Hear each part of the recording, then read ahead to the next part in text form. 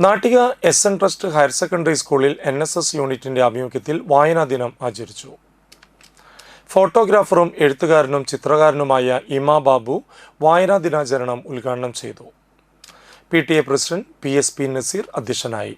പരിപാടിയിൽ school principal Jayabini GSP, ward member Pavithran, school headmistress Sunitha V, staff secretary Raghuraman KR എന്നിവർ സംസാരിച്ചു. NSS programme officer Shalabha ജ്യോതിഷിന്റെ നേതൃത്വത്തിലാണ് പരിപാടി നടന്നത്. പരിപാടിയിൽ എല്ലാ NSS വളണ്ടിയേഴ്സും മറ്റു വിദ്യാർത്ഥികളും അധ്യാപകരും അനധ്യാപകരും പങ്കെടുത്തു. കുട്ടികളുടെ വായനാ പ്രസംഗം, ക്വിസ് മത്സരങ്ങളും നടത്തി.